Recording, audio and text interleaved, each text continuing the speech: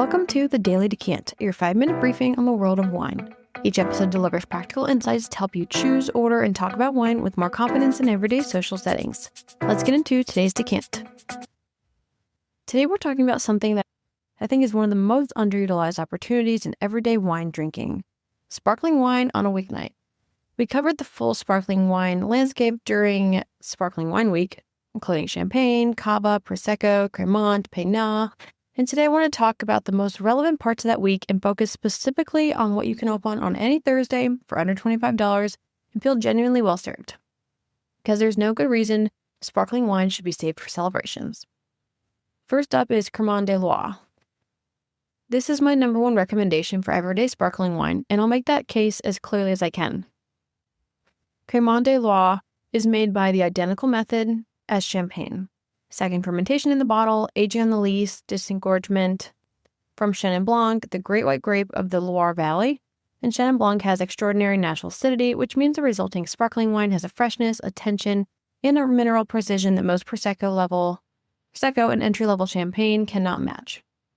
The lees aging adds a toasty, biscuity complexity that deepens with time, and because it doesn't say champagne on the label, it costs $15 to $22. This is one of the most significant price disconnects in all of wine.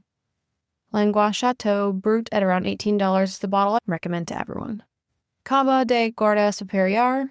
We covered Cava during Sparkling Wine Week, and I made the value case there, but I'll make it again here more directly. A Cava de Guarda Superiore from a producer like Gramona or Juve de Camps, aged 18 months minimum in the bottle, made from the native Catalan varieties by the traditional method, is competing with champagne at 3 times the price. But the flavor profile is different, more herbal, more earthy, less creamy than champagne, but with genuine complexity and mineral depth. At $18 to $24, it's extraordinary. And at the basic $15 Cava level, Freixenet, Cordonnier, you have a perfectly pleasant sparkling wine for parties at a price that lets you open it without thinking twice. Next is Prosecco Superiore from Conegliano Valdobbiadene. We covered this too in Sparkling Wine Week. The key point for today is that there's an enormous quality gap between the basic DOC Prosecco, the industrial, faintly sweet version that fills the supermarket shelf, and Prosecco Superiore, DOCG, from the historic hill towns of the Valdobbiadene zone. The Superiore is fresher, more delicate, more mineral, more genuinely pleasurable.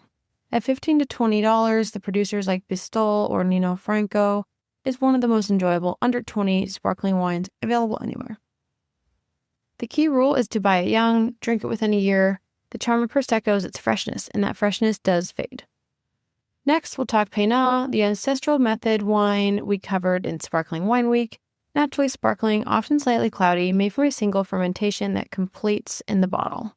The range here is enormous, from thin and vinegary to genuinely thrilling, so producer trust matters more here than in any other sparkling category.